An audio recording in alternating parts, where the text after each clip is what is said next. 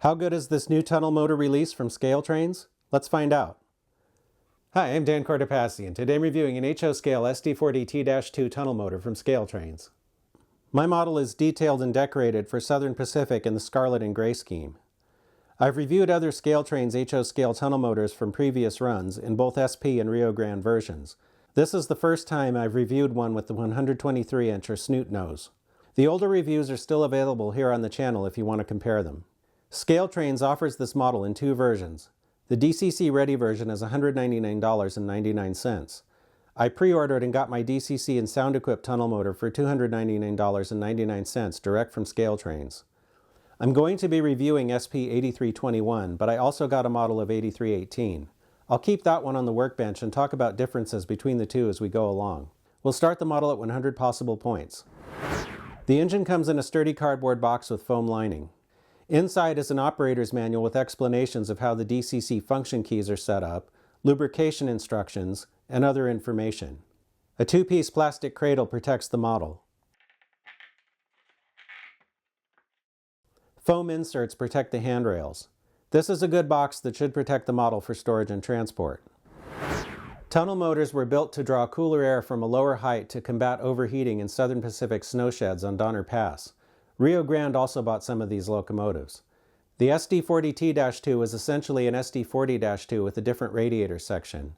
Neither the SP nor the Rio Grande had conventional SD40-2s. Some of these engines were acquired secondhand by other railroads. The longer 123-inch Snoot nose was built to accommodate Locotrol equipment for remote helper operations. This system was essentially an early version of distributed power unit or DPU technology common in today's diesels. Back then the equipment was bigger, so it required a larger space inside the locomotive. SP's sizable tunnel motor fleet was delivered in multiple orders between 1974 and 1980. SP 8321 and 8318 were part of an order for 15 Locotrol master units that entered service in 1978. Both units survived the UP merger in 1996 and were retired in 2001. 8321 went to the New York, Susquehanna, and Western, and I found photos of it still in service in 2024. 8318 went to Larry's Truck and Electric and then PRLX. I didn't find any photos of it after 2010. I compared my model of 8321 to photos I found of the real unit while it was on the SP roster. ScaleTrains got this one right, especially details that would be hard to correct, like the used-to-be L-shaped engineer's front window. By the 1990s, this had been replaced with two separate panes of glass with a narrow post between. Photos show that 8321 lost its oscillating lights and gained ditch lights sometime between 1990 and 1994. During that time, the engine also had a rooftop beacon and Rio Grande-style numbers in the number boards. Interestingly, photos from 1996 through 2001 show that the number boards had gone back to the traditional SP Roman style. From what I've seen, that was unusual. Photos from this era also show the engine without a beacon and with the unpainted brake wheel as on the model. A photo from 2001 shows that the AC unit on the roof had been swapped for a different type. The model best represents 8321 as it appeared during the late 1990s. As far as I can tell, all the details are correct for that era. My model of 8318 has a roof-mounted beacon, cab-mounted air horn, and no ditch lights. Photos show that the engine looked like this between 1989 and 1994. The model appears to be correct for this time period. Sometime in 1994, the engine got ditch lights and the horn was moved to the rear. The distressed lettering on the sides of 8318 is intentional and reflects the appearance of the engine in the last years of the SP. One of the things I enjoy about the 1990s as an era are the differences between older engines. You can have two examples of basically the same thing, and yet each one is subtly different. 8321's emergency light was removed, but the cavity in the nose remained. 8318 had a welded fairing over the emergency light location. 8318 has a rear-mounted plow, while 8321 doesn't. ScaleTrains has done a great job capturing the unit-specific details on these models. The paint on the model is opaque and thin enough not to obscure detail. The markings are crisp. Small stencils are legible, though it may take magnification to see them. Though not as severe as 8318, the Southern Pacific writing on the side of 8321 is also distressed. It's made to look like weathered SP lettering over even older lettering that is mostly worn away. The cab numbers also have this effect. Interestingly, this engine has both Los Angeles and Roseville stencils. From what I've seen, that's also unusual. Most photos show SP engines with at most a single location stencil. This is correct though, and the stencils match prototype photos for 8321. On the left side, the front truck has a simulated brake chain and a speed recorder. The trucks also have separately applied brake lines. The left side rear truck and right side front truck have spare knuckle holders. I like the green areas around the axle bearings. I've seen this effect in many photos of older SP engines. The handrails are made of a flexible plastic and most of the stanchions are straight. One of the biggest standout features of this model is the see-through air intake area at the rear. No gear tower for the rear truck is visible. The grills are photo etched. In front, the model has separately applied windshield wipers and grab irons. I like the number boards with the graphics applied on the backside of clear glazing. The model has double stanchions in the middle, just like the real thing, and functional ditch lights. The Pilot has hoses, an uncoupling lever, and a plow. The cab windows have armrests, sunshades, and wind deflectors. It's hard to see, but the cab has a full interior. In back, the detail is similar to the front, minus the plow. Back here, the model has more separately applied grab irons, and the locations for the oscillating and emergency lights are plated over. On top, the model has more neat detail. The AC unit, SP-style bell, antenna stand, and freestanding conduits all look correct. The conduits are separate pieces of very fine wire.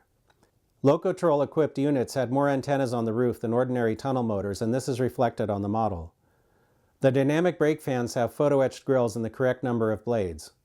I like the rear-mounted horn casting. The radiator grills are also photo-etched. Underneath, the engine has all the details most modelers could want, with plenty of freestanding plumbing.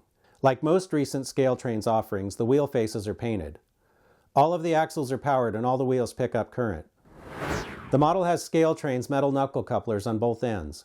Looking for a match on the horizontal center line, the front coupler is high, so I'm taking 5 points. The rear coupler is slightly low.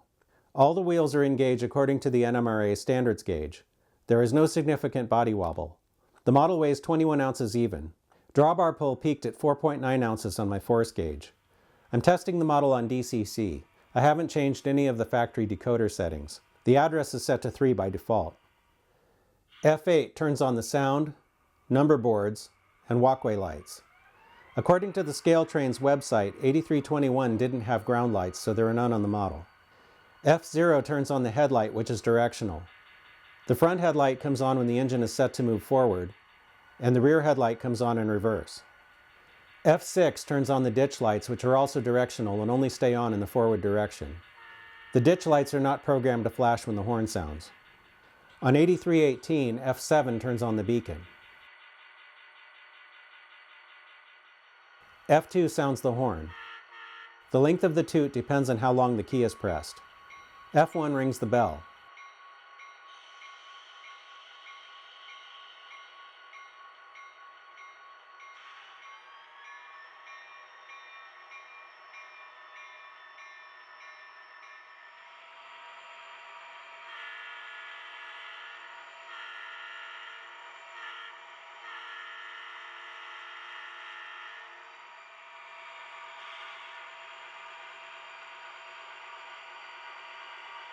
F4 turns on the dynamic brake sounds.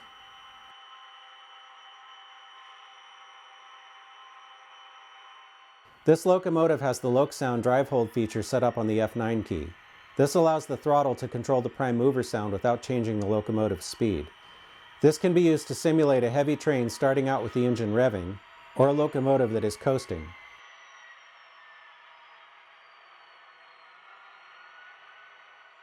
F10 is the independent brake. The momentum settings in the decoder will determine how quickly the engine will start and stop again.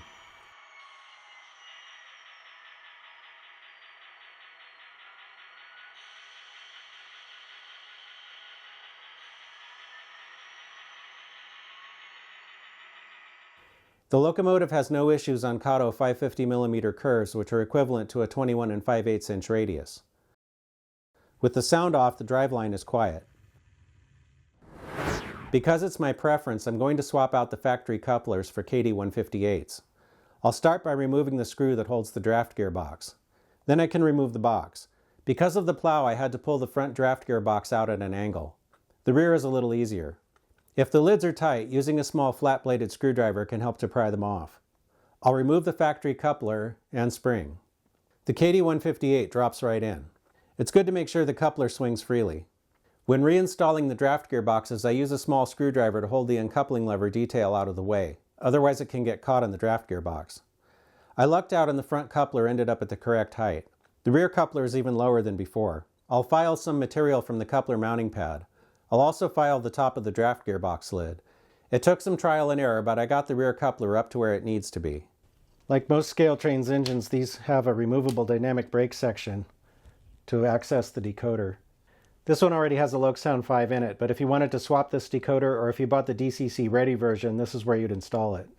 It has a 21-pin connector, so you just need to get a decoder with a 21-pin connector that matches. Removing the couplers is also how you get the shell off. Should come off. Could be a little stubborn. There it goes. Like most of ScaleTrains' recent releases, everything is done with contacts, so you don't have to worry about wires connected between the shell and the chassis. As some of you may know, I've been doing a locomotive inventory, and before I got these two engines, I had, between the Athearn and ScaleTrains, 22 SD40T-2 tunnel motors and another 6 SD45T-2 tunnel motors. That's a lot, even for someone who's planning a big Donner Pass layout like I am. So I almost decided to cancel my pre-order for these two because I was like, do I really need another couple of tunnel motors? But I'm kind of glad I got them because they have the 123-inch nose, which is kind of cool. I only had one other tunnel motor like that, which is one of my older Athearn units, and it's a cotton belt. So having these in there will definitely improve the variety. But I probably have enough of these now, so I think I may back off a little. But these are really nice, and I think ScaleTrains has continued to improve them, and I think they're really cool. I really like the painted wheel faces. That saves a lot of work when it comes to weathering, and I think the lights are looking better too. I don't know. I mean, I'm kind of fussy about how the lights look, and I really like the lights on these. I think they're just doing a really nice job on them. So I'm glad I got these. Let's see what we've got. Both couplers were at the wrong height, so I took 10 points in the standards and operation category.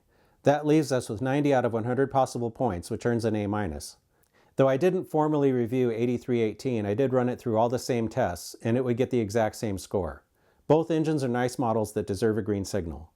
Once again, I think ScaleTrains has done a really nice job on this latest run of tunnel motors. If you're looking for some tunnel motors for your HS scale layout, then I think you might like them.